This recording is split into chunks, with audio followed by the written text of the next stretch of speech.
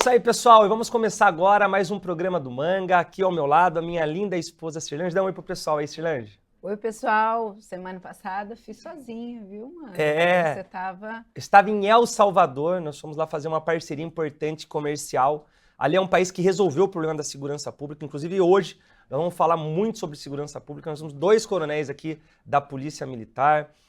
Um deles, os 2 que comandam aqui a cidade de Sorocaba, um deles trabalhou muito tempo no Choque, também ali, em outros departamentos de operações especiais da Polícia Militar. Vai falar um pouco da segurança pública no geral, comentar tudo isso que aconteceu no Rio de Janeiro. Chegou aqui também o Masaki, que está conosco aqui, o Masaki que é sucesso aí nas redes sociais, conhecido nacionalmente, uma pessoa super querida. Você vai acompanhar bastante um trabalho artístico dele também. E o doutor Ricardo Proto, que está aqui, vai falar de emagrecimento, vai falar de cirurgia plástica, vai falar de Monjaro, que está sendo muito falado. Aproveita para me dar uma cirurgia em janeiro. Aí pronto, que vai falar de Monjaro, você vai poder acompanhar. E o biólogo Henrique, que vai entrar conosco online, ele que também é muito conhecido e atua bastante na questão da história do elefante santo. Mas antes, né, nós vamos chamar ele, o nosso amigo Márcio Santiago, missionário Márcio Santiago, que faz um projeto social. Esse programa tem um fim social de ajudar as pessoas e nas questões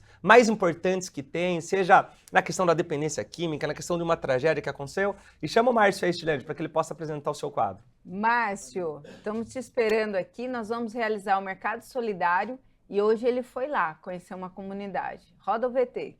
Hoje nós estamos de volta no Jardim Íris, onde nós já estivemos uma vez contando a história da Josiane, uma guerreira, mãe de 4 filhos, que perdeu tudo, perdeu a casa, perdeu parte da perna, está enfrentando uma batalha. E nós mostramos a situação da casa dela. E graças a Deus, graças à solidariedade do povo brasileiro, a você que nos assiste, nós estamos aqui, lutando, mas já estamos com a casa coberta, trouxemos mais algumas doações, e a nossa luta continua contando com a sua solidariedade, com a sua ajuda.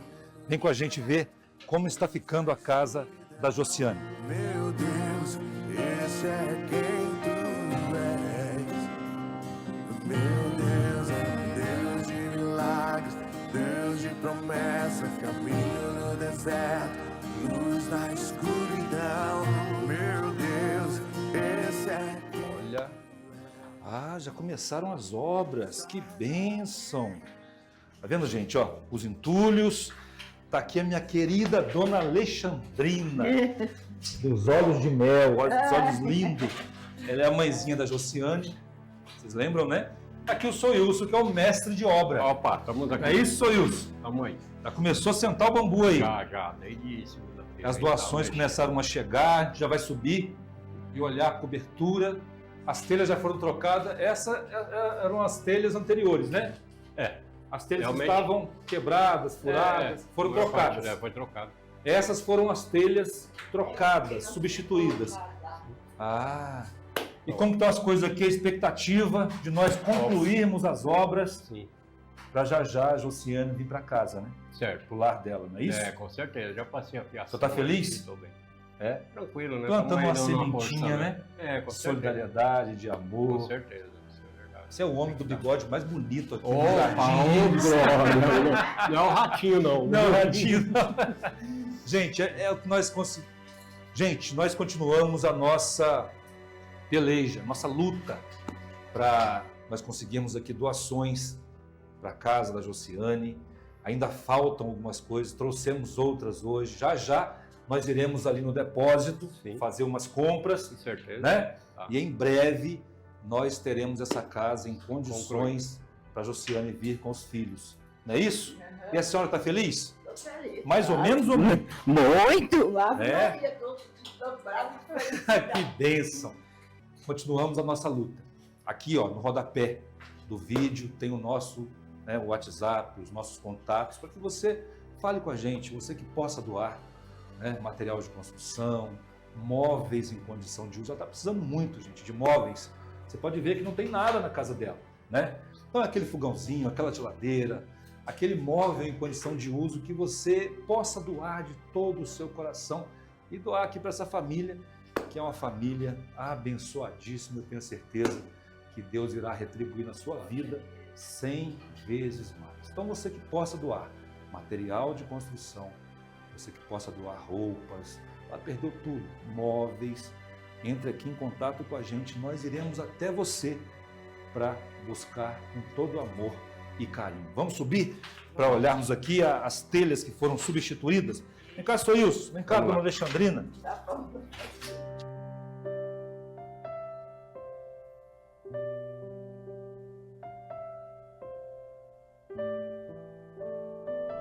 Então nós continuamos a nossa luta, já iremos ao depósito de material com o nosso amigo, o nosso amigo Bigode. Com esse aqui ninguém pode. E nós iremos concluir aqui a matéria, agradecendo a todos vocês que nos ajudam.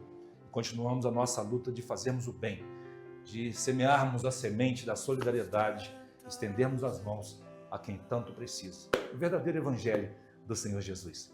Beijo no coração, Deus abençoe.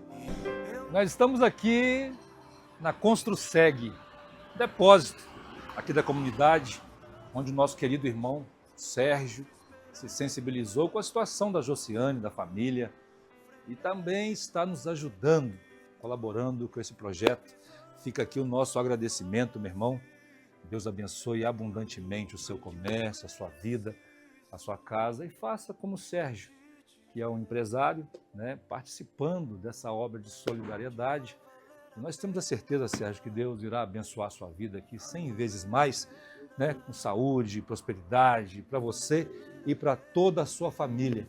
Que a semente plantada de solidariedade para alguém não é em vão, pode ter certeza disso. A minha canção, doces palavras de... Que história bonita. Parabéns aí ao meu amigo missionário Márcio Santiago por esse projeto social extremamente importante. E também aí todos que apoiaram aí, como o Sérgio, que fez a doação aí dos materiais. Se você está acompanhando essa programação aqui, o programa do Manga, você pode e quer participar e ter uma história que você gostaria que o missionário Márcio Santiago fosse em qualquer lugar do Brasil, tá? Não precisa ser só no estado de São Paulo, não.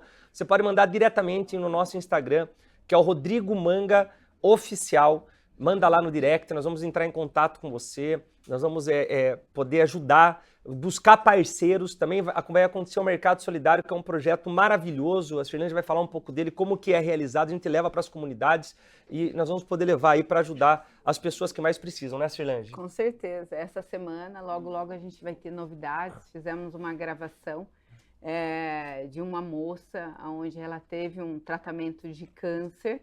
E nesse período do tratamento, assim que ela foi curada, ela engravidou. Então, nós fomos lá conhecer a história dela. Muito linda a história, mas nós, logo aí, só um spoiler para nós colocarmos essa história aí. Vai estar rodando no Brasil todo. Agora, eu quero falar com você, aí que está nos acompanhando, que fala, eu preciso emagrecer, preciso rejuvenescer, o que eu tenho que fazer?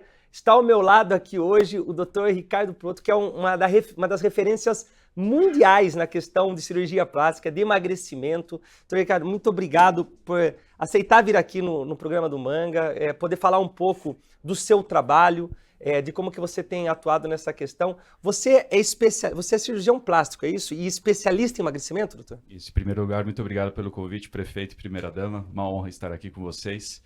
Eu sou cirurgião plástico, formado em São Paulo, tive toda a minha formação em São Paulo. Estou há 16 anos aqui em Sorocaba, atuando em cirurgia do contorno corporal. Eu estava falando para ele que o nome dele roda aí na roda de conversa das mulheres, né? Porque realmente, principalmente numa faixa depois dos 40, onde a mulher já decidiu ter o seu filho, já está mais estabilizada, aí ela quer cuidar ali, fazer esse contorno. O doutor, e tem sido assim, muito usado pela população, um medicamento que tem revolucionado a questão do emagrecimento. Na verdade, alguns medicamentos, né, e que nós conhecemos bastante, apesar de ainda não estar acessível à população de um modo geral, porque ele tem um custo muito caro.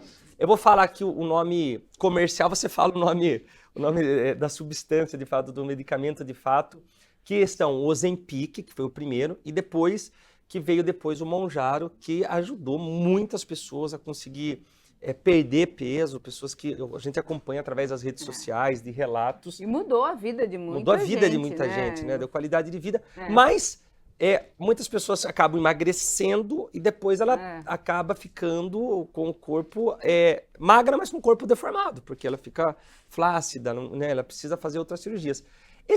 A primeira pergunta que eu quero fazer, esses medicamentos, eles têm contraindicação? Tem algum risco? O uso excessivo deles pode fazer mal para a pessoa? Eu queria que você explicasse um pouco para nós. Muito bom. Com certeza, os medicamentos utilizados para emagrecimento revolucionaram a saúde pública no geral, porque nós sabemos que a obesidade é um problema de saúde pública. A obesidade está ligada a inúmeras doenças, hipertensão, diabetes, problemas com colesterol, e a pessoa pode desenvolver um infarto, um AVC, entre outras coisas que nós, se formos listar, ficaríamos o dia todo falando sobre obesidade.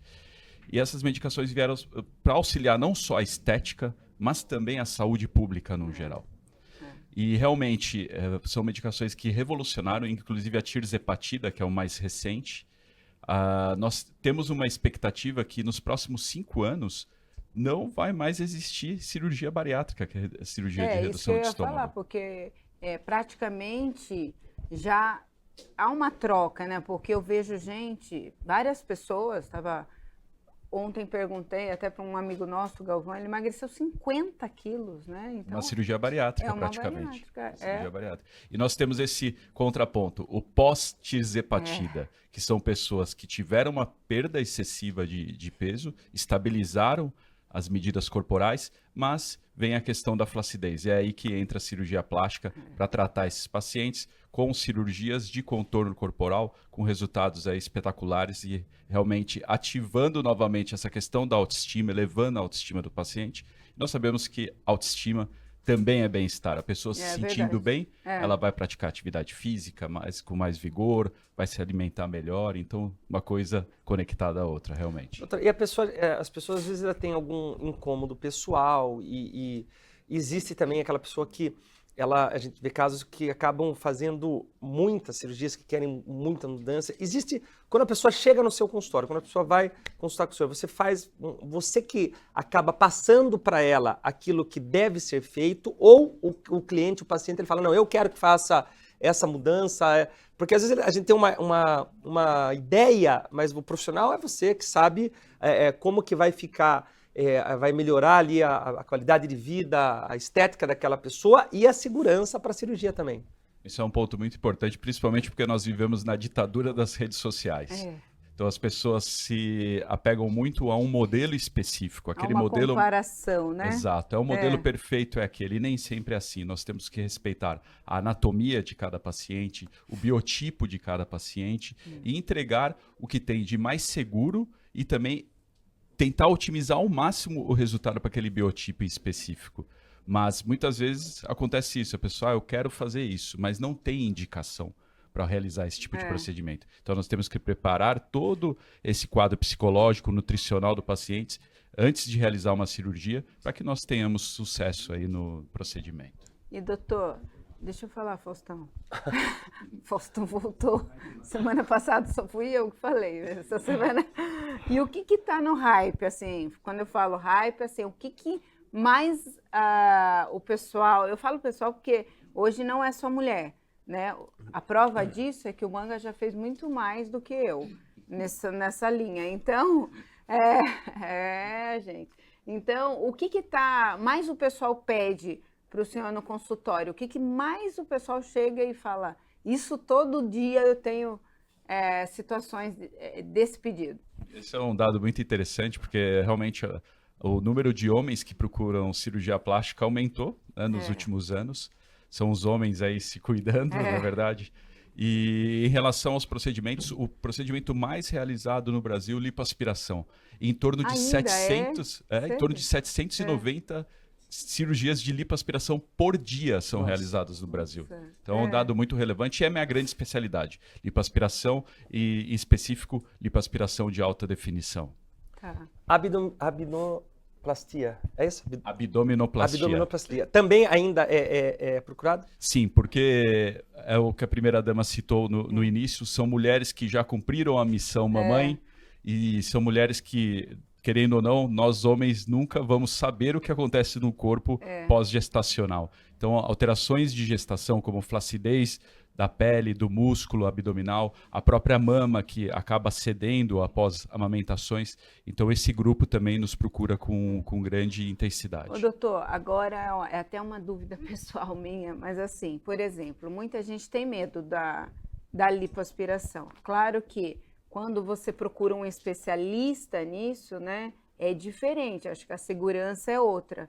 Mas existe uma opção menos, vamos dizer, a um ponto assim, ela não quer uma lipo completa, porque a lipo ela dá para contornar o corpo inteiro, mas ela quer alguns pontos. Tem uma opção para quem quer fazer não um paliativo, mas também assim, não ser tão uma lipo. Às vezes ela já tem os contornos, mas quer arrumar pequenos detalhes. Tem uma opção? A cirurgia plástica evoluiu muito nos últimos anos, principalmente nos últimos 5 anos, em termos de tecnologias associadas ao procedimento e tecnologias que promovem segurança. Hoje nós temos uma tecnologia que nós utilizamos que acaba fazendo com que o paciente tenha 26% menos sangramento do que a cirurgia convencional. E essa evolução veio para a segurança e também para a otimização dos resultados. Quando nós falamos de lipoaspiração em específico, é sempre importante lembrar a população que não é um método de emagrecimento, é um método de contorno. Então, a pessoa que vai ser submetida ao procedimento, ela tem que ter um percentual de gordura adequado para realizar a cirurgia com segurança, e nós temos que tratar o paciente como um todo, querendo ou não, porque não basta você tratar o abdômen, as costas e às vezes o braço da paciente não vai combinar com aquele corpo. E o que nós procuramos realmente são resultados naturais, harmonia corporal sempre. Entendi. Doutor, e o seu diferencial é essa questão da harmonia corporal, é isso? Porque o senhor tem viajado aí o mundo todo para falar um pouco da experiência. Conta um pouco o que diferencia o seu trabalho daquilo que a gente já estava acostumado antes. Hoje eu sou especializado em lipoaspiração de alta definição, que nada mais é do que realçar, além do contorno corporal, a musculatura corporal. Hoje nós sabemos que a maior fonte de células-tronco do nosso corpo é a gordura. Então, do volume que nós aspiramos do paciente, cerca de 75% tem uma fração de célula-tronco. A célula-tronco é um sinalizador corporal. Nós conseguimos pegar essa gordura, injetar em músculos corporais, estimulando o crescimento da musculatura em si. Então é um resultado totalmente harmônico. O homem é um território sem fim. Nós conseguimos aumentar peitoral, deltoide, bíceps, tríceps. Eu faço parte de um grupo que se chama Total Definer, que é a instituição de ensino que foi criada pelo Dr. Alfredo Royos, que é o criador da LipoHD. Inclusive, no Brasil, a sede do Total Definer é aqui em Sorocaba, na minha clínica.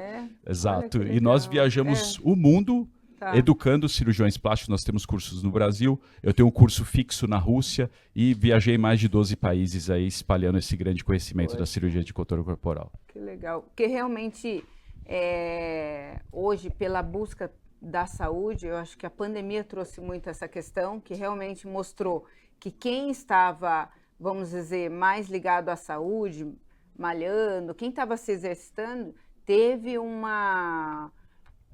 ali como que eu posso dizer? Um resultado bem melhor, no sentido da Covid mesmo, né?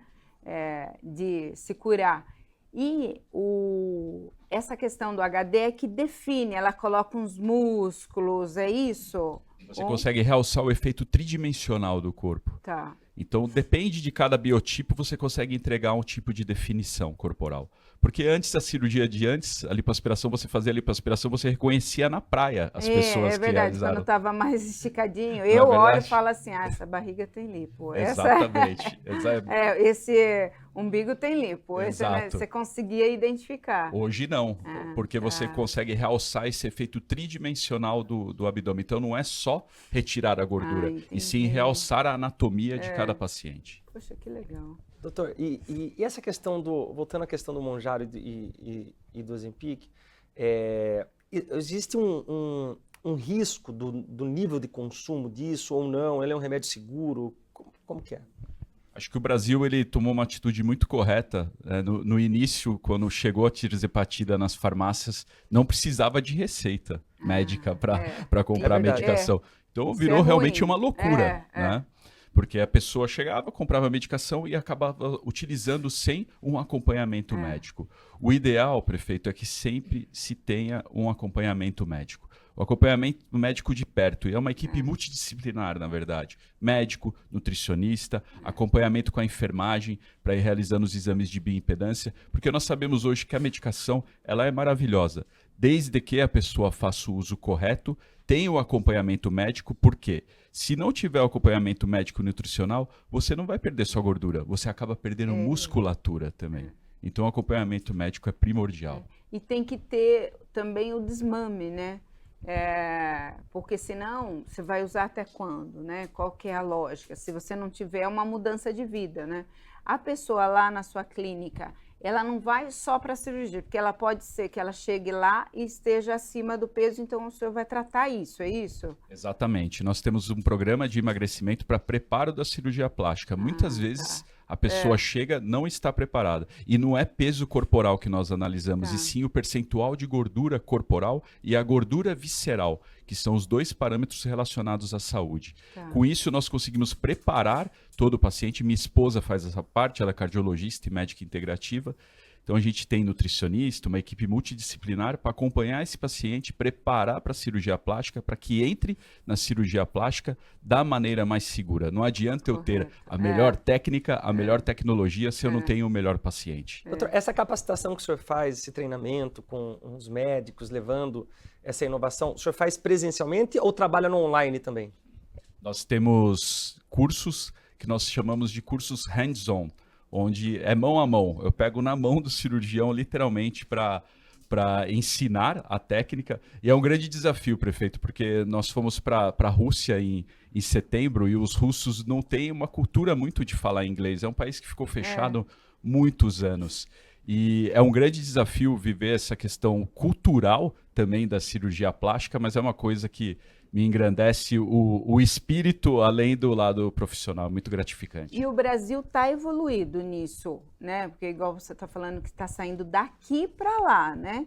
E antes a gente ouvia muito ao contrário, né? Vindo dos Estados Unidos para cá. Então o Brasil andou bem nessa linha de evoluir nessas cirurgias. Sim, o Brasil hoje é líder mundial em cirurgias plásticas. Nós tivemos em 2024 mais de 2.350.000 cirurgias plásticas no Brasil no ano, liderando o ranking mundial. Então, em número de cirurgias... o Brasil já está ganhando nisso. Sim, nós sempre fica Brasil e Estados Unidos. O ano passado fomos nós, os líderes. E nós temos mais ou menos 6.500 cirurgiões plásticos aqui. O Brasil sempre foi uma referência quando nós falamos de contorno corporal, porque nós temos uma bela matéria-prima que é a mulher brasileira, que é uma mulher que se cuida, não cuida apenas da face, e sim do corpo. Nós estamos num país tropical. É diferente da Europa, Estados Unidos, onde a mulher ela cuida mais da face, não tem essa cultura de cuidar do corpo. Com isso,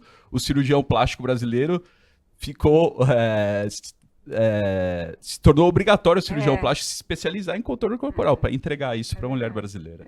Doutor, quero agradecer a sua presença, mas queria que o senhor pudesse passar ali com as pessoas que têm interesse, entrar em contato com o senhor, qual o canal de comunicação, se puder falar para aquela câmera.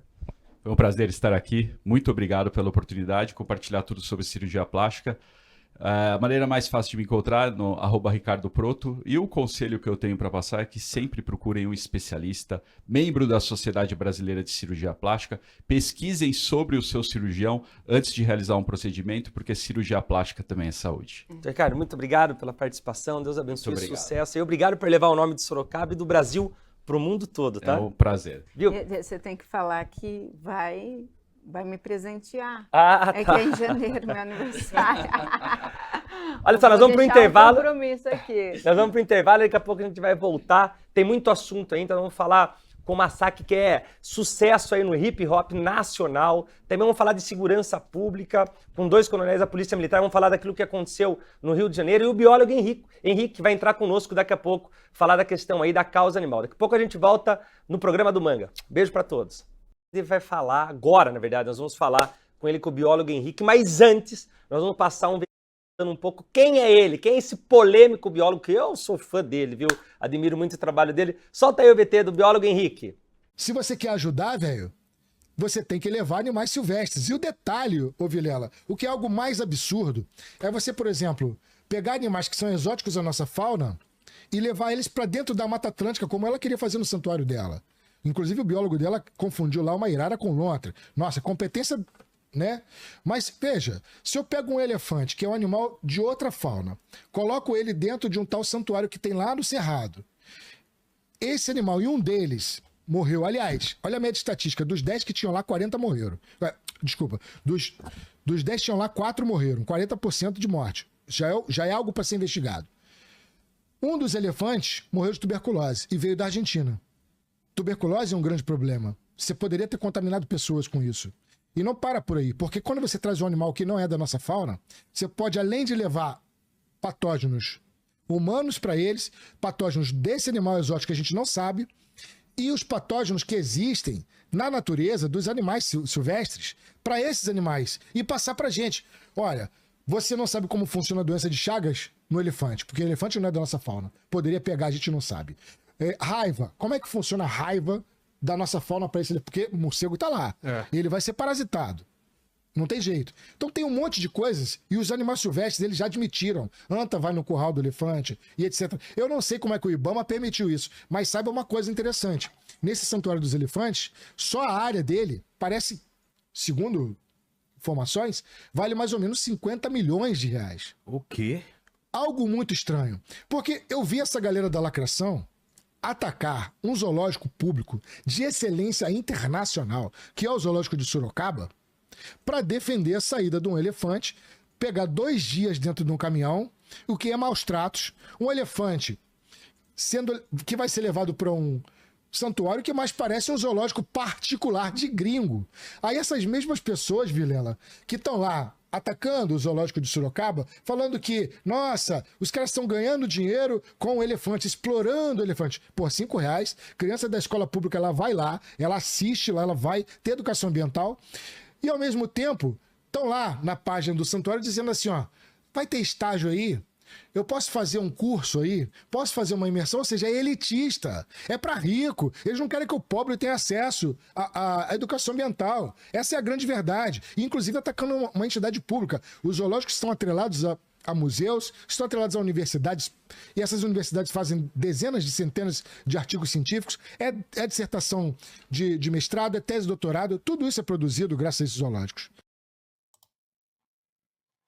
Muito bom dia, uma alegria poder falar com você aqui, ter você, por mais que seja de forma remota, mas aqui conosco no programa do Manga. Eu acompanho muito o seu trabalho, sou admirador, aprendo muito com você sobre a questão aí dos animais, os vídeos que você acaba mostrando, isso aqui é inteligência artificial, isso aqui é real, aconteceu. E você, eu acho que foi uma das pessoas que nos deu um respaldo importante, né, Cirnande, quando nós começamos a sofrer essa série de ataques de pessoas, como você diz aí, de lacradores que queriam tirar um elefante que está há 40 anos no nosso zoológico, super bem cuidado, com profissionais técnicos, com veterinários, com biólogos, com pessoas que entendem da questão animal, falar que ele estava sofrendo maus tratos. E graças a Deus que nós conseguimos resistir, que não foi fácil, viu? Mas nós resistimos a isso, recorremos na justiça, ainda estamos no processo judicial, porque tivemos a triste notícia de que a elefante que foi ali recentemente, 5 meses, salvo engano, para esse santuário, morreu. Muito bom dia, biólogo Henrique, seja bem-vindo. Bom dia, eu que agradeço, tá, a vocês aqui. Agradeço muito, Manga, que você tenha entendido o que os técnicos estão falando, porque geralmente, né, para evitar problemas maiores, a questão política, as pessoas preferem não se meter, porque seria muito fácil para você, seria muito cômodo para você, do tipo, não, então vamos, libera o elefante, eu não vou arrumar briga com ninguém, e tô junto com a galera aqui, né, da Fofofauna, aí tá tudo beleza, vou ganhar capital político. Você bateu, você foi os técnicos, e isso é uma coisa diferente, porque os políticos, eles não têm feito isso, né, então eu queria, primeiramente, parabenizar você aqui quanto a isso. Eu queria que as pessoas de Sorocaba, e onde eu fui muito bem recebido, tá? Já me sinto alguém de Sorocaba, né? Muito contente de estar aí. Mas eu queria que as pessoas de Sorocaba entendessem que o Zoológico de Sorocaba tem uma excelência internacional. É claro, muitas coisas precisam ser melhoradas. Depois que a justiça falar, o elefante vai ficar aí a gente vai conversar, viu, Manga? Vamos melhorar esse recinto aí, dar uma melhorada. Mas primeiro a gente precisa manter ele aí. Mas as pessoas precisam entender que o Zoológico de Sorocaba ele foi já tem tempo, né? Então, óbvio, como qualquer instituição, precisa de melhorias. Mas, vocês têm nas mãos um zoológico de excelência internacional, reconhecido internacionalmente, com um monte de pesquisadores dos quais eu conheço, tá? Vários profissionais que estão aí, veterinários, biólogos, etc. São profissionais que eu não conheço, eu sei, eu boto minha mão no fogo por eles, sei que o elefante síndrome é muito bem cuidado, assim como outros animais são muito bem cuidados, óbvio, naquilo que lhe é possível, mas eu queria que o pessoal de Sorocaba entendesse que vários municípios do Brasil não tem um local onde você pode, por exemplo, levar um animal silvestre para ajudar a ser cuidado no zoológico para depois ser devolvido. Não tem esse zoológico que produz conhecimento científico de forma internacional. Não tem um zoológico onde as pessoas possam ir ter o lazer, porque a primeira coisa, tá? Inclusive eu fui gestor de parque, eu criei um parque ecológico, e uma das primeiras coisas que você tem lá para a criação do parque é não só o conhecimento científico, mas um momento de lazer e apreciação da beleza cênica. Isso faz parte para que as pessoas se envolvam, se emocionem, ajudem a cuidar e ajudem a preservar. Se elas não podem ir lá, se elas não podem conhecer, elas não preservam. A própria Jane Goodall, que é aquela senhora que trabalhava com chimpanzés, que todo mundo conhece dos filmes, né? Que ela foi lá viver no meio dos gorilas e tal. Ora, ela mesma disse que os zoológicos são imprescindíveis porque uma criança vê a forma do animal, o cheiro do animal, o comportamento do animal. Isso incentiva ela a ser um biólogo, um veterinário, um zootecnista, como foi o meu caso, por exemplo. Então, atacar um zoológico... Engraçado isso, né? Porque você vê uma galera da lacração atacando um zoológico público de excelência internacional, zoológico público, onde crianças, onde pessoas da escola pública têm acesso à visita no ingresso barato, porque eles dizem que é uma exploração, viu, Manga? Eles falam que o zoológico está... Como se o zoológico de Sorocaba não tivesse que botar dinheiro o tempo inteiro ali. Eles dizem que é exploração. Mas levar um animal para uma ONG de um gringo no Cerrado, com 1.200 hectares, cheio de terras raras, para soltar um elefante de lá, fazendo aquela festa toda, onde os caras pedem pix e doação, e vem, inclusive, acabou de morrer mais um elefante lá, 5 vezes, você viu? E eles estão lá vendendo agenda, vendendo camisa, são patrocinados pela Marula, são patrocinados por um monte de locais. Então isso é muito fácil, bater no zoológico. Inclusive, eu temo muito por Sorocaba, viu, Manga? Porque eu não sei o que acontece aí, mas o Ministério Público aí, ele é muito contundente contra o zoológico. Eu não sei o que acontece. Tiraram o macaco Black daí, colocaram dentro de um santuário. O macaco morreu com um ano. O macaco era comer frutinha, foi para um santuário, onde o cara declaradamente dá doce, mariola, iogurte, pudim, refrigerante, declaradamente, ele bota feijoada, comida de humano que não serve nem pra gente, cara, que você comer isso todo dia, tu vai ter problema. E, no entanto, o Ibama não vai lá. Né? Henrique, nós ficamos assim, quando começou essa série de ataques, eu não sei se não tem imagem do elefante síndrome aí, né, Matheus? Começando essa série de ataques, e daí veio, né, vários nomes, em especial artistas globais, falando, eu assustei, mas eu falei, vou ser firme, porque esse do Black aconteceu lá atrás, né, não foi na nossa gestão, eu associei isso, eu falei, de novo, vão tentar isso, mas agora eu não vou permitir. Só que essa semana eu fiquei assim, admirado com o que aconteceu, Cirlande. O Dado Dolabella falou assim, olha, estão maltratando os animais. Poxa, ele acabou de bater na namorada dele de novo, é a quinta que ele agride.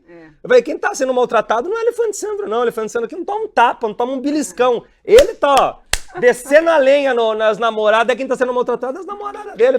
Falei pra ele, ó, vai, ó, banana pra você, rapaz. Que é isso daí? Henrique, você viu isso daí?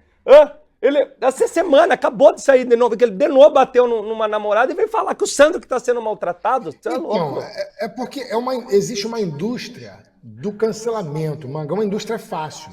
Uma indústria do tipo assim, olha, eles são malvados, estão prendendo o animalzinho lá, como se o zoológico não tivesse despesa, como se o zoológico não tivesse um programa ambiental, como se o zoológico não tivesse um programa educacional. Aí é muito fácil. Aí o que eles fazem? Lavam as mãos, jogam o elefante para dentro de um santuário onde você não tem acesso, ninguém vê nada, tá tudo muito... Sabe? E aí tem a galera, um monte de dondoca de iPhone, que vai lá e contribui com quantias exorbitantes. É interessante as quantias. Vende-se produtos. Então se criou toda uma indústria, inclusive uma indústria que ela diz para você que eles são espiritualizados, que eles são superiores porque ele come sanduíche de alface, porque é vegano, né? Claro, tem vegano que não é contra o zoológico, mas tem uma galera que é capitaneada por isso. Então eles são melhores do que a gente, seres humanos, réis humanos que comem carne. E aí depois vai lá e senta, né? Briga com a namorada, digamos assim, nem vou falar nada para não tomar processo, mas, né? E são superiores porque comem alface. Cara, Henrique, eu lembro que a gente, quando começou, eu falei, Manga, nós precisamos de um especialista, além do que o relatório que foi feito nessa primeira, foi péssimo o relatório de uma pessoa que ela não trabalha mais dentro do zoológico e fez como uma maneira, aparentemente utilizou como tipo uma raiva. E aí, ele foi estagiário, né? E o Henrique nos ajudou a construir nos deu dados, chamou os técnicos, ajudou a construir todo esse embasamento para que a gente... Que é um encontro com os veterinários que cuidam dos canos. Exatamente, até para trocar com eles. Ele falou assim, Lange, cara, eu tive uma conversa com eles são fenomenais, são técnicos mesmo. Então, assim, a gente buscou, porque, Henrique, aqui em Sorocaba, a gente tem, leva as crianças, a gente tem os passeios lá. Inclusive, essa semana, meu filho estava explicando todos os animais, o que comia, esse tem espinho, esse não tem. Ele explicou, assim, fenomenal. Temos os encontros noturnos lá dentro do zoológico para também fazer essas explicações. Então, assim, realmente precisamos... melhorar de um investimento, porque ali... Sempre melhorar, sempre é bom. Mas não é barato, né, Manga? Não é barato. A gente está construindo isso para que a gente possa ter ali, de repente, uma parceria público-privada dentro do zoológico, para que haja mais investimento. E, Henrique, o que eu queria falar? Nesse caso específico do elefante Sandro, o que te chamou mais atenção? O que mais... Você falou, peraí, eu preciso... entrar nessa jogada? Cara, qualquer técnico, qualquer biólogo e veterinário, quando olha para o elefante Sandro, vê o animal completamente saudável. Ele tem 54 anos, ele já é um idoso, então por si só, tirá-lo daí já é maus tratos. Então a primeira coisa que eu pensei foi, peraí, eles vão cometer maus tratos com esse animal, confinando esse animal numa carreta para levar para uma cidade quente pra caramba, né? Lá no Mato Grosso, bastante quente. O animal está muito bem acostumado, ambientado ao clima de Sorocaba. Ele é muito bem cuidado, como você pode ver, ele não tem artrose, ele não tem nenhum problema de estereotipia. Ele é um idosinho, né, Henrique? Ele é um senhorzinho, né? Só que ele é um idosinho, se fosse assim, botando uma escala humana, a gente pode dizer aqueles idosinhos que são bem bombadinhos, sabe? Que estão bem, aquele senhorzinho... Meu pai, é o meu pai, assim. Meu pai tem 85 anos, meu pai é sarado, cara. Meu pai é bomba. Não fala que ele tem 85, mas ele tem. E tirar ele dali daquele convívio anti-tratador, o elefante Sandro ele é um elefante. Ele não é igual um cachorro e um gato, que você pode trocar de família, dali a um tempo ele muda. Não, o elefante, ele tem uma memória, ele sabe quem é o tratador, ele tem todo um comportamento de memória que, inclusive, é melhor do que a nossa. Você simplesmente tira de um local, colocar em outro, é cometer maus tratos. E aí eu falei, pô, peraí, cara, isso aqui é maus tratos. Os caras estão falando que vai ser melhor para ele, mas por que vai ser melhor? Vai soltar ele aonde? Como é que vai soltar num local onde já morreu um monte de elefante e o pessoal fica lá achando que tá tudo mil maravilha? Não, não é. Você só tá lavando as mãos, Manga. Você só não quer ele num local ali e joga em outro local e você não vai ver mais e como se fosse do tipo, lavei as minhas mãos. Não é. Eu conheço essa galera. É uma galera que não sabe nada do meio ambiente, como eu sempre digo, né? Não sabe nem por onde a galinha mija e quer falar sobre o meio ambiente. É uma galera que trabalha muito com gato e cachorro e agora estão se metendo na área ambiental porque viu que dá voto, né? Só que você vê uma galera que atua o tempo inteiro com gato e cachorro e só aumenta o número de gato e cachorro nas ruas. Só aumenta. Então eu falei assim, pô, peraí. Aí eu fui ver o laudo do veterinário, que foi estagiário aí, tomou nota C. Esse veterinário que fez o laudo não foi no zoológico falar do elefante.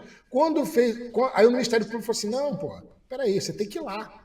Olha que o Ministério Público enviesado. Deu outra chance para ele. Aí ele foi lá. Ele foi lá, pegou o laudo, misturou o laudo do elefante Sandro com a elefanta Isaac, que tinha morrido, dizendo que ele misturou. Não tem artigo científico referenciando o laudo, não tem uma metodologia, porque ele disse que o pessoal do santuário tem 10 anos. Então, cadê a metodologia? Você tem que comparar o santuário e o zoológico acaba que tem 40 anos. Ele não tem metodologia e o Ministério Público simplesmente aceitou e negou os técnicos e veterinários, que inclusive, deixa eu parabenizar aqui, Manga, você tem um quadro técnico de biólogos e veterinários que são mestrados e doutorados. São 10, pelo menos, só do Elefante Samba, fora toda a equipe de técnico e tratadores, que é espetacular. O santuário não é obrigado a ter, não. E não tem. Você tem um quadro técnico de pessoas concursadas. E a galera da lacração é contra concursado agora. Vai entender, cara. Ô Henrique, e eu lembro que, não lembro se foi, vou falar aqui, depois se tiver o processo, se o Matheus resolve, eu lembro se foi a Xuxa, que fala, o elefante vai morrer, você vai levar essa culpa pro resto da vida. Pô, o elefante tá ali 40 anos aqui. É lógico que vai chegar um momento, um elefante idoso, que ele vai morrer. Eu prefiro cuidar bem dele aqui, resistência, do que permitir, como você disse, um senhorzinho de 85 anos, se fosse transferir para uma idade de um ano, pegar uma viagem de 2 dias num transporte que não existe, porque não existe um transporte adequado para um elefante. Não tem um caminhão, vou alugar um caminhão aqui que vai transportar um elefante. E o pior, se você não tivesse nem aí, você fala, quer saber? É o que ele falou. Deixa levar, eu não vou arrumar briga Xuxa. Agora não é assim. É o que, Henrique, vamos melhorar o que tem que melhorar, vamos fazer o que tem que fazer, mas Henrique, eu quero aqui agradecer todo o seu apoio. Queria que você deixasse uma mensagem aí para as pessoas que acompanham você, que admiram o seu trabalho, e agradecer que era uma outra oportunidade de poder voltar a falar com você. Deixa eu aproveitar o momento, só para lembrar uma coisa importante. Essa última elefanta que morreu, o laudo, que eles demoram 3 dias para fazer necrópsia, tá? Estranhamente. Mas o próprio dono lá do santuário disse que ela expeliu, evacuou umas pedras pretas, que não são características do cerrado. O que ele quis dizer? Que, na verdade, essas pedras teriam sido consumidas lá na Argentina, da onde ela veio. Só que tem um pequeno detalhe. A outra elefanta também tinha morrido por conta de uma necrose no intestino, onde você tinha encontrado um espinho de uma palmeira, etc. E hoje, para mim, fica claro uma coisa. Aquelas pedras não vieram do zoológico da Argentina. E sim, é um amontoado, é como se fosse... Ela comeu terra ali do santuário, e aí essa terra pode causar um desconforto, causa um bloqueio intestinal, e provavelmente o laudo vai acusar isso, se eles liberarem. Ela causa um bloqueio, e aí o elefante acabou morrendo por conta dessa ruptura intestinal. E provavelmente foi o segundo, com o mesmo problema. O elefante Sandro correria o risco de acontecer isso com ele também. Eu queria agradecer muito aqui a oportunidade de estar falando com você, mas eu queria parabenizar o fato da gente, pela primeira vez, ter um prefeito que decidiu seguir os técnicos, porque geralmente os prefeitos preferem não perder voto. Era melhor, se você parar para analisar, era muito mais garantido politicamente ter ficado do lado da Xuxa, do Luiz Amel, etc. Isso te garantiria muito mais votos, mas você preferiu ficar do lado da ciência, isso aqui tem que ser reconhecido. Agradecer a você por isso. Queria aproveitar para pedir a você, Manga, que você é muito ocupado, é difícil de falar contigo, mas já que a gente está aqui, eu pretendo voltar ao Zoológico de Sorocaba, mas eu queria uma abertura um pouco maior no zoológico para poder fazer algumas filmagens melhores, ser acompanhado pelos técnicos na hora de fazer alguma alimentação, fazer um acompanhamento melhor com o zoológico para fazer algumas filmagens e mostrar lá o Elefante Santo. Os técnicos, você sabe, né, cara? Eles ficam muito presos quando você veio, Henrique, quando você veio, eu optei por não ir por uma questão para não mostrar que seria um ato político, porque você veio tecnicamente. Eu deixei você à vontade lá. Falei, deixa o Henrique, porque realmente eu não combinei com você. Falei, vem aqui, fale isso. Você veio tecnicamente. Foi. Mas pode ter certeza que você, vindo agora, você será bem recebido. A nossa equipe vai te acompanhar para você poder mostrar, no geral, não só a questão do Sandro e como que é o Zoológico de Sorocaba. Pode ter certeza disso. Cara, eu queria também aproveitar. Você falou uma coisa que eu vou falar. Para deixar isso registrado. Porque a gente lotou o zoológico, ficou lotado. Você poderia ter utilizado isso para agir politicamente, não fez, com respeito ao trabalho que os técnicos estavam fazendo. Eu queria deixar isso claro aqui para a população de Sorocaba, tá? O Rodrigo Manga, em todos os momentos, ele acatou aquilo que os técnicos falam e não se aproveitou politicamente do fato da gente estar lá em Sorocaba. Eu queria parabenizar você por isso, Manga. Obrigado. Rick, muito obrigado, biólogo, e parabéns pelo seu trabalho. Acompanho o biólogo Henrique nas redes sociais, muito legal, porque ele entra em causas polêmicas. Achei demais aquele embate lá, não sei como que você fez com a Luísa Mel, foi sensacional, acompanhei. E também as coisas que você esclarece aí nas redes sociais. Henrique, um beijo pra você, Deus abençoe. Vamos pro intervalo e daqui a pouco a gente volta com mais programa do Manga. Temos ainda 2 coronéis da Polícia Militar para falar daquilo que aconteceu no Rio de Janeiro e o fenômeno das redes sociais no hip hop, na cultura, o artista Massacre que está conosco aqui, um cara sensacional, super do bem. Daqui a pouco a gente volta. Estamos de volta no programa do Manga, junto com a linda esposa Cirlândia aqui, que tá falando, Manga, deixa eu perguntar, deixa eu falar. E já está nos estúdios aqui. Massacre, que é um grande amigo, um parceiro, uma pessoa que eu admiro muito. Eu falo amigo porque a rede social nos aproxima muito. E eu, assim, eu sou um fanzaço seu, eu admiro. Você passa uma bondade, você passa algo puro. As crianças te amam, né? Os adolescentes te adoram. Você vê a maneira que ele faz os conteúdos dele, você não vê um palavrão, você não vê uma palavra forte, você vê sempre na boa, sempre brincando, ele brinca com a criança, brinca com o adulto, e ele consegue fazer umas rimas, ele tira assim, na hora. Olha que desde criança você faz rima eu também, faço né? também, viu? Isso aí você nunca me contou. Mas não dá pra desafiar. Eu fazia uns desafios com os meus amigos, mas você não dá, você seja, mais uma vez, muito bem-vindo, viu, ao nosso programa. Muito obrigado. Eu acho que existe desafio e existe a parada da gente fazer a coisa junto, entendeu? Sem desafio. Um ajudando o outro, entendeu? Aí é legal, O que eu quero te perguntar, assim, quando você cria na rede, normalmente os melhores vídeos são aqueles que, tive uma ideia, agora vou fazer.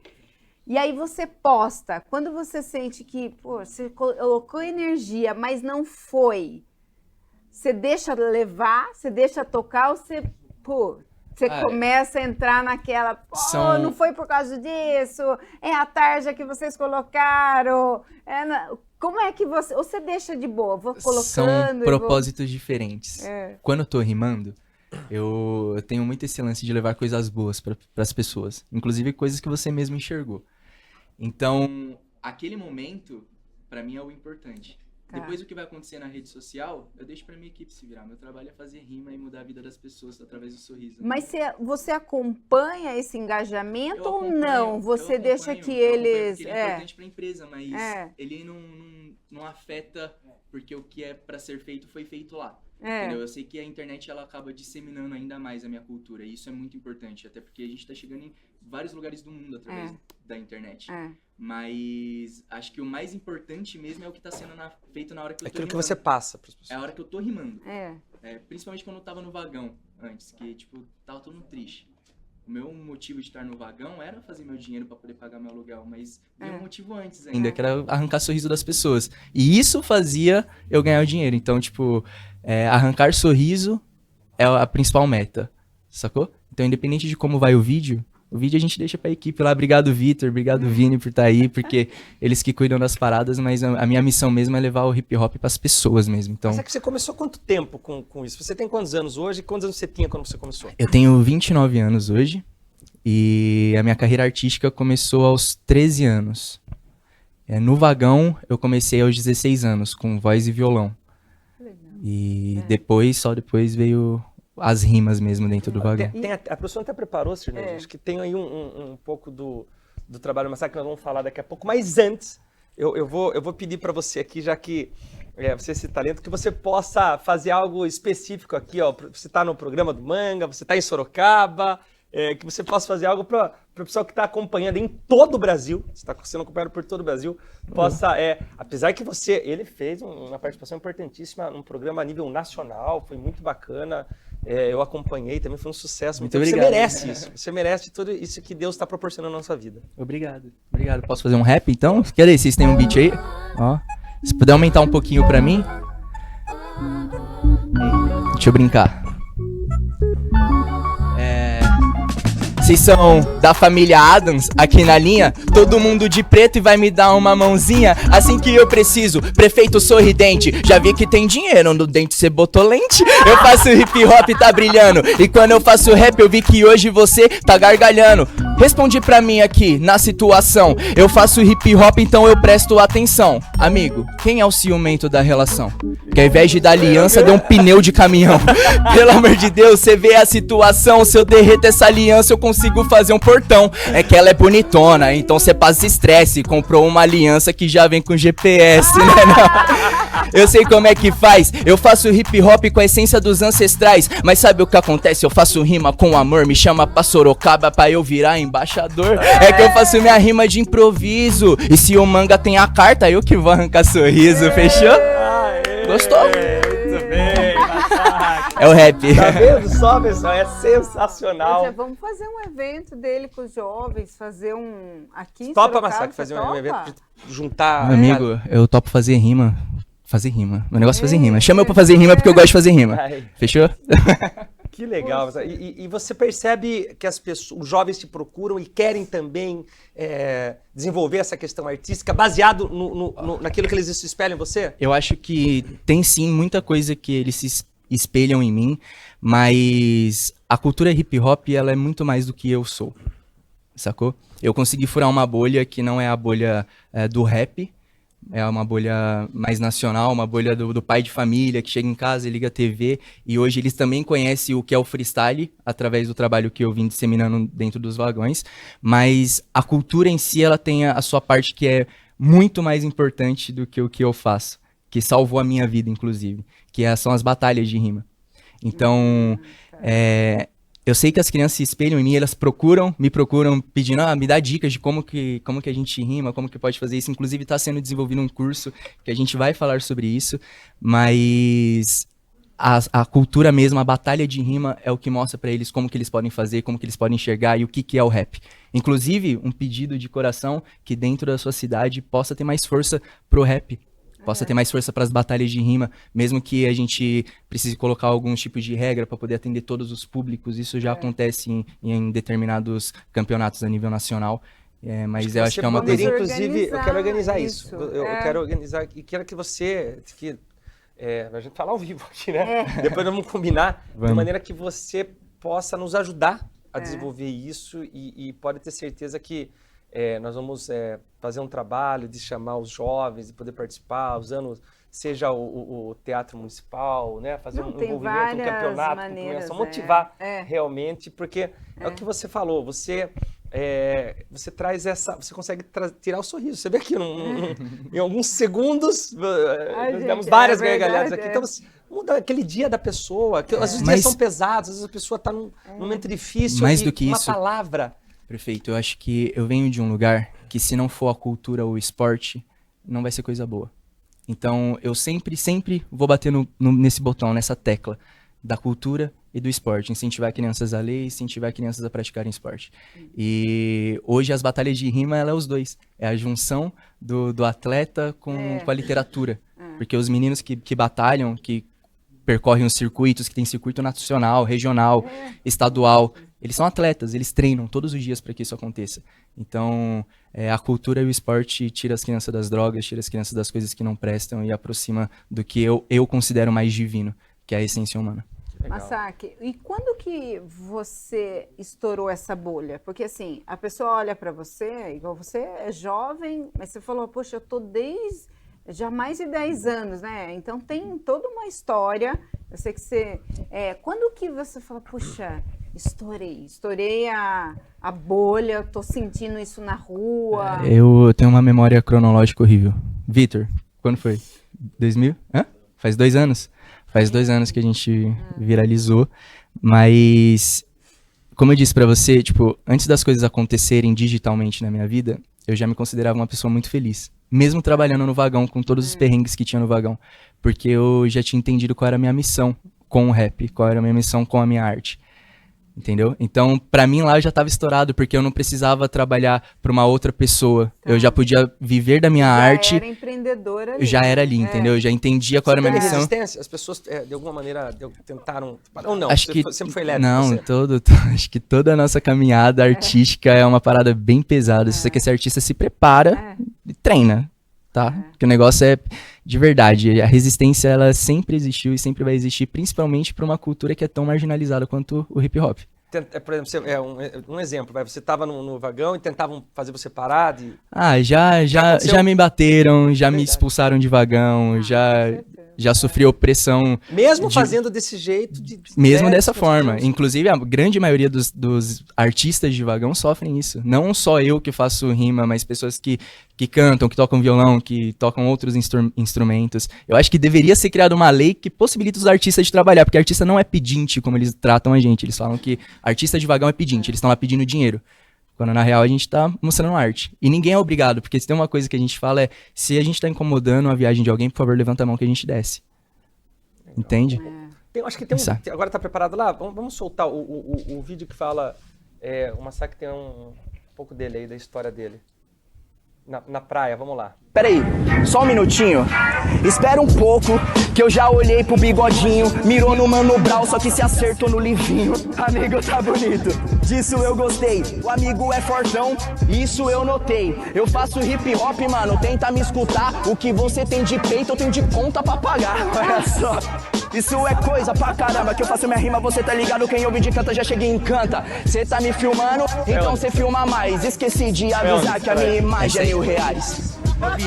Eu sou um mano verdadeiro. Se filmar, postar, não me marcar, falo que é caloteiro. Cê me dá licença, cê que vai falar. Você é tipo eco, e eco eu vou ficar. Eu faço minha rima, é hip hop. Eu tava lá na Globo, fiquei sabendo que eco é pop. Vamos para a pente que eu parei todo de repente. Faço minha rima, você tá ligado? O Masaki rimando é mais inteligente. Você sabe bem o que é um speed flow? Não? Então deixa eu mostrar meu show. Não falo de arma que isso eu não porto, mas falo de mar porque eu morei no porto. Não importa, o importante é quem tava por perto portando o produto. Portanto, são porta, portanto eu fiz. Com tudo eu fechei minha comporta, vocês não se comportam, mas isso não importa. O produto importado eu tirei da gaveta, relevo na letra com a tinta na folha guardada, caneta, caneco, careca, careta, com a neta me xinga de otário. E eu fazendo rima que é o que paga meu salário. Minha mente nunca trava, eu sou o próprio dicionário. Dá uma piscadinha. Aê! Masaki, eu queria que você agradecer primeiramente a sua presença, que você pudesse passar as pessoas que querem entrar em contato com você através das redes sociais, da sua equipe, para aquela câmera. E depois eu vou pedir mais uma para você, mais uma rima para você, falando um pouco de Sorocaba, falando do pessoal que está acompanhando aqui, o pessoal da Polícia Militar, do Dr. Proto que falou de emagrecimento e da nossa equipe, pra você poder conduzir dessa maneira, mas fica à vontade ali para aquela câmera, Masaki. Pera, não é pra fazer rima agora. Não. É pra eu agradecer. Então, obrigado você que tá me assistindo aí, ó. Se você quiser entrar em contato com o Victor Masaki, @VictorMasaki em todas as redes sociais. Me escutem também em todas as plataformas digitais. E compartilhe amor, que o mundo já tá cheio de ódio. É nóis. Que legal. Aê. Agora pra encerrar, se você puder fazer uma rima pra nós. Já soltou, vamos aí. Yeah.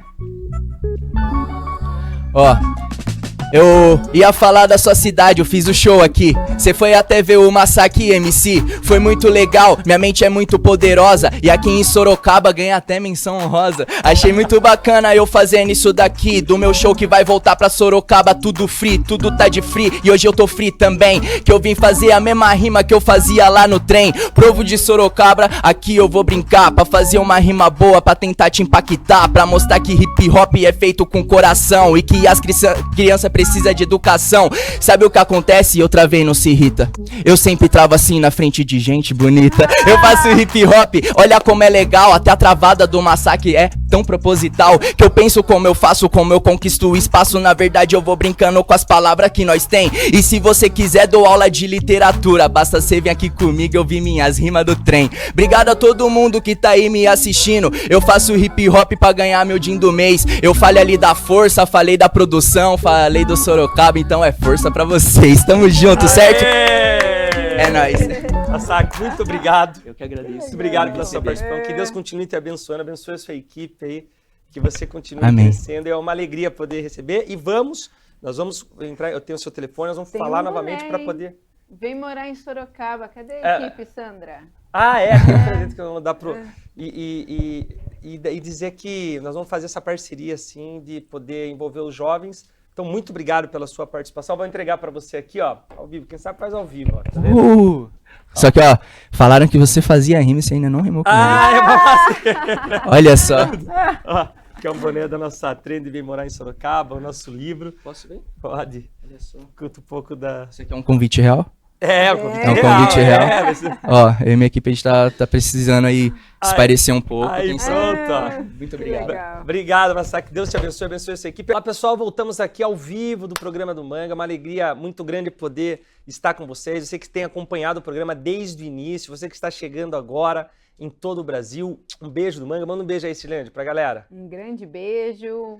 E agora vamos falar de um assunto que repercutiu aí muito essa semana, que ocasionou prisões, mortes de policiais, criminosos que foram mortos também, e uma grande comoção nacional, que foi a operação que aconteceu no Rio de Janeiro. Não sei se tem imagens aí da operação que aconteceu e causou dividiu muitas opiniões em todo o Brasil. Olha só, teve algumas imagens ali de incêndio acontecendo, teve imagens também de um drone que soltava bomba ali nos policiais, a operação dos policiais. Aquela imagem que eu acho que foi impactante foi aquela imagem que mostra os corpos ali também, né, depois da operação. E algumas pessoas falam, alteraram ali, tiraram as roupas, enfim. A gente tem que mostrar as imagens aqui da internet, né? Tem que ser meio embaçado, então não dá para ver totalmente, mas foi uma operação que aconteceu aí e a gente sabe a dificuldade que é a realidade ali no Rio de Janeiro. Todo o Brasil a gente tem essa questão. Olha aí, os corpos das pessoas que morreram no confronto. Bora voltar para nós, eu acho que o Brasil todo já acompanhou e nós estamos recebendo aqui hoje, a alegria de receber o Coronel Possato. Muito obrigado pela presença de vocês, também o Coronel Pesato, muito obrigado. Agradecer já aqui em nome de vocês a Polícia Militar do Estado de São Paulo, que tem atuado assim brilhantemente, são um orgulho para nós. Aqui em Sorocaba não é diferente, tem uma harmonia muito importante da Guarda Municipal com a Polícia Militar, com a Polícia Civil também. Eu acho que isso que torna a nossa cidade, não sei se o Brasil sabe, mas Sorocaba é a 6ª cidade, segundo o IBGE, mais segura do país, graças à atuação desses homens. Sejam muito bem-vindos aqui, Coronéis Possato e Coronel Pesato. Muito obrigado pelo convite. Bom dia a todos. Espectadores do senhor. Prazer estar aqui. Coronel. Agradeço o convite e estamos à disposição aí para a gente poder ajudar em alguma coisa, esclarecer algum fato.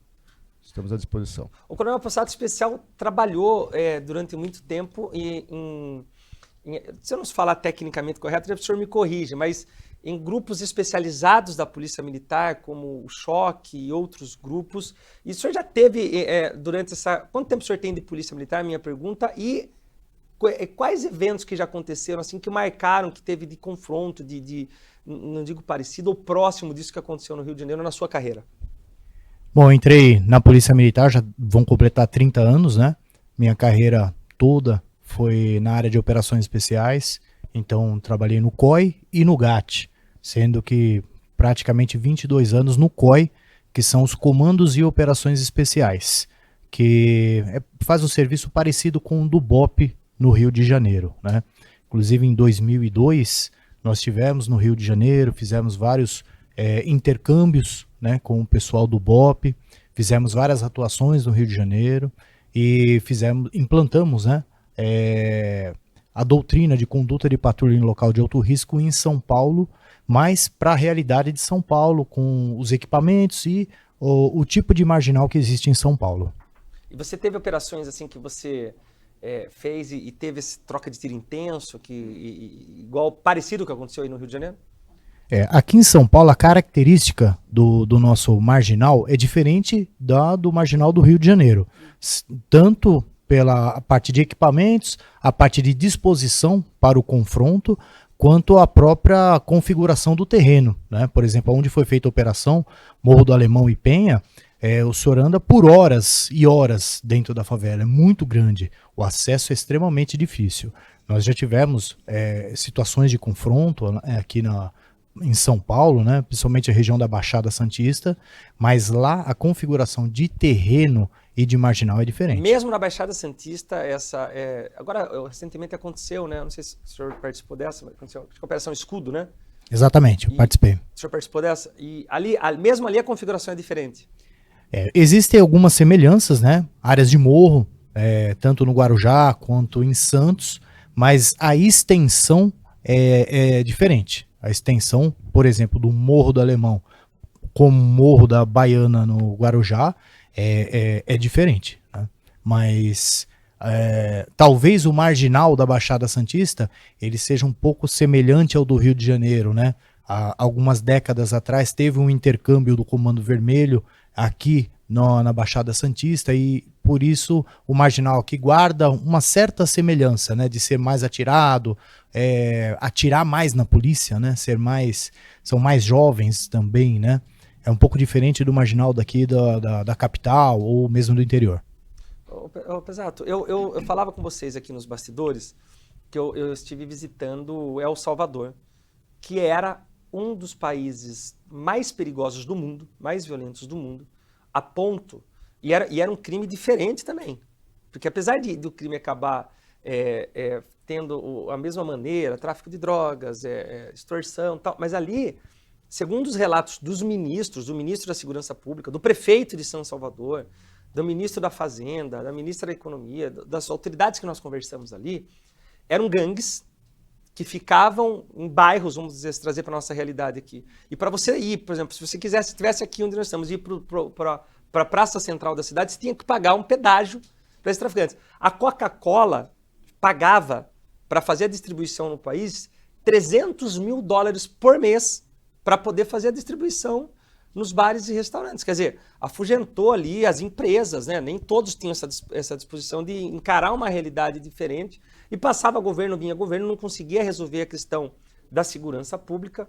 E quando o presidente Bukele entrou, ele adotou uma medida bem rígida, né? Entrou num estado de exceção, então ele teve um apoio grande do Congresso, precisou fazer alteração no sistema judiciário, mas, de uma forma bem resumida, ele classificou todos aqueles que faziam parte das gangues, das organizações criminosas, eles respondiam não mais pelos atos que eles cometiam, mas pelo ato da gangue. Então aquela pessoa, olha, você cometeu um furto, mas você vai responder pelo furto, pelo homicídio, pelo terrorismo que aconteceu. Até aquela pessoa ela foi presa com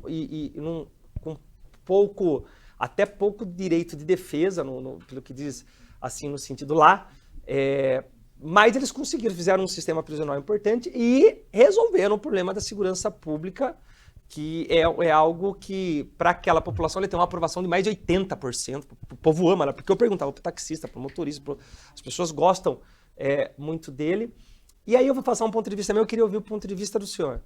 Eu acho que essa operação no Rio de Janeiro não tinha, ou na situação que nós estamos hoje, não tem outro caminho para você resolver o problema. Mas ela acaba ficando difícil porque as pessoas que morreram, daqui a pouco eles vão contratar, trazer mais pessoas que vão substituir essas, e aquelas que foram presas daqui a pouco estão nas ruas.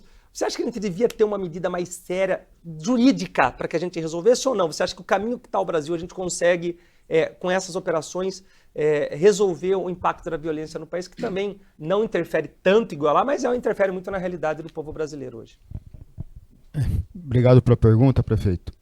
O senhor passou a situação de tudo que o senhor narrou, que o senhor ouviu lá, o senhor não vê que houve mudança na polícia. Foi uma série de atitudes, de legislação, de encarar a justiça, de lá como encarar a parte criminal, de encarceramento.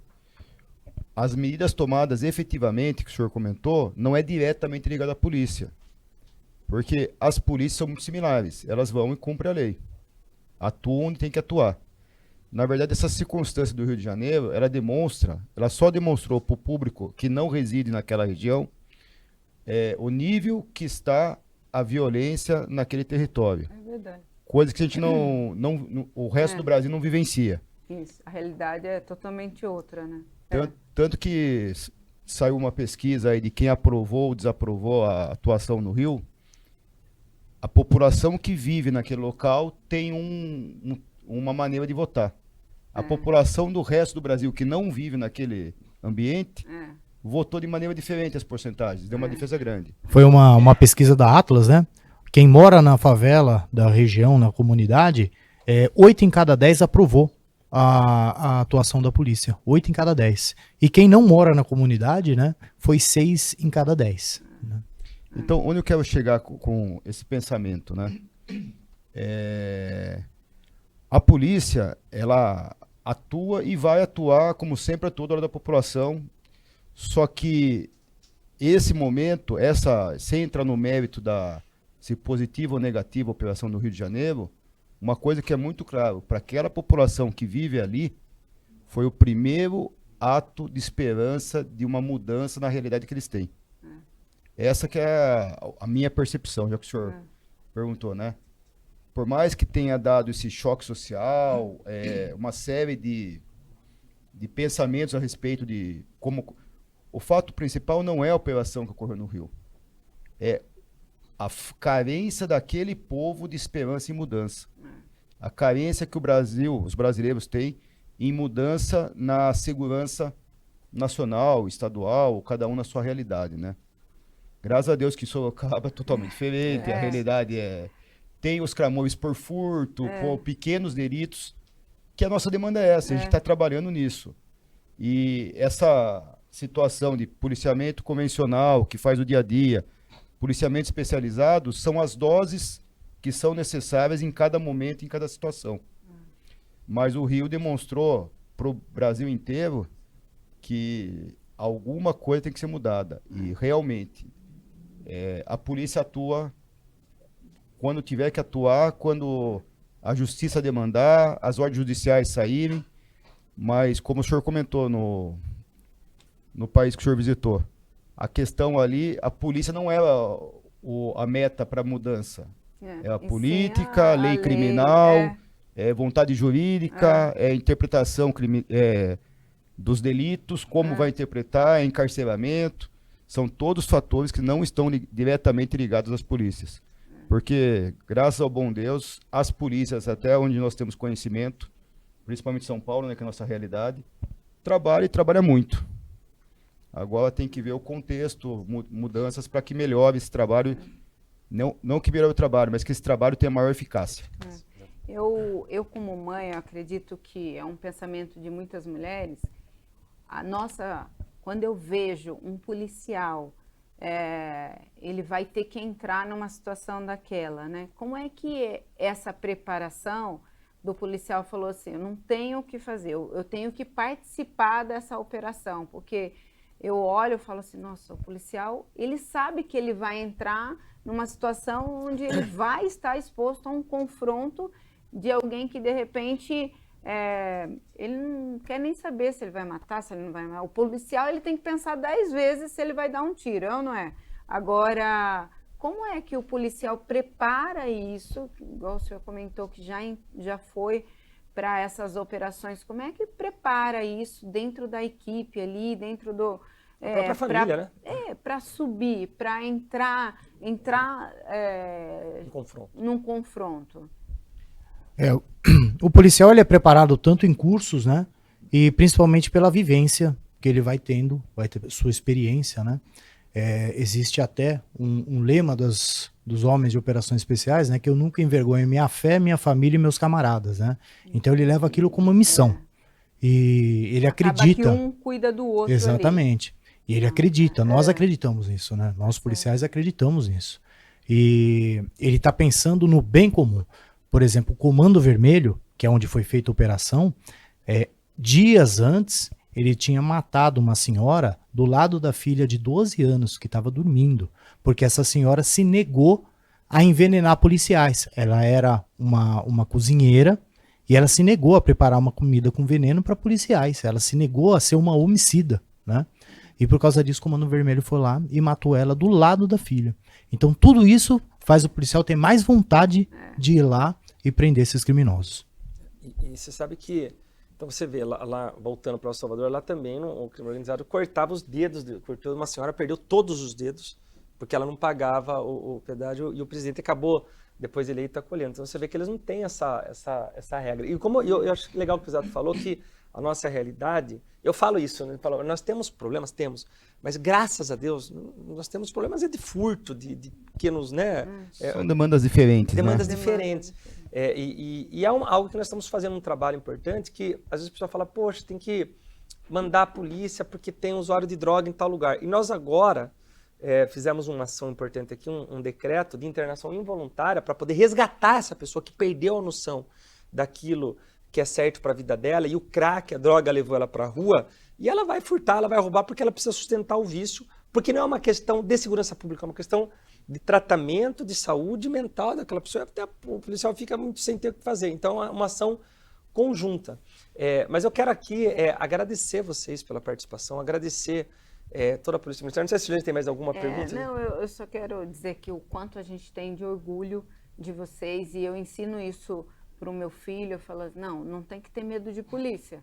De polícia você não tem medo, você tem que ter, a gente tem que ter medo do ladrão, dessa pessoa. A polícia não. Então, e ensino o respeito. A gente tem feito esse trabalho em todos os eventos, a gente pede a participação da polícia, seja ela na corporação, nas viaturas, na banda, para que sempre tenha o policial como um policial amigo, um policial que ele sabe que vai ter que contar. Então, o nosso é o agradecimento, dizer o quanto a gente tem orgulho de um policial. A gente que agradece, eu peço que a população confie nas suas polícias, né? O crime organizado, segundo a Fiesp, ele tem um lucro de 465 bilhões de reais. Para ter um parâmetro, a Petrobras tem 64 bilhões, né? Então eles têm muito dinheiro para comprar muita gente famosa, etc., para tentar fazer com que a população fique contra a polícia, né? Não, quem está lá dando a cara, a tapa, quem está colocando o peito contra os traficantes para tirar a população dessa situação é a polícia, né? Então confie na polícia, a polícia está aí para proteger. Bom, agradecer, apesar de você puder dar a sua palavra final. Então, quero aproveitar que na nossa realidade, como o senhor falou, a Guarda Municipal atua fortemente, a Polícia Militar. Nós estamos na média, acho que em Sorocaba, de 3 a 4 procurados por dia sendo recapturados. E alguns bairros que demandam a segurança, eles pedem a polícia, e a polícia vai. Só que nós temos, como eu falei, são coisas, a reincidência criminal é muito alta. A audiência de custódias, principalmente, que, como eu falei, os crimes em Sorocaba são os leves, porque os crimes graves nós atuamos, as pessoas são presas, e fica um período um pouco maior preso, e realmente os índices são baixos em Sorocaba. Estão caindo dos crimes violentos. O que talvez incomode um pouco é aquele furto, pegar o fio da rua, o hidrante, que estão sendo presos, a polícia está presente nesses bairros e não recolhe. E como o senhor falou, é um problema de doenças, de saúde. Também tem as pessoas de rua, por todos os esforços que são feitos. Agradeço esse esforço de retirar essas pessoas, atendê-los com dignidade, encaminhá-los para um tratamento.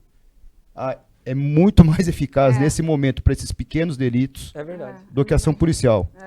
Mas estamos juntos, estamos à disposição, e para trabalhar junto com a dignidade das pessoas, poder dar o encaminhamento, para os criminosos poder dar o destino que é a prisão.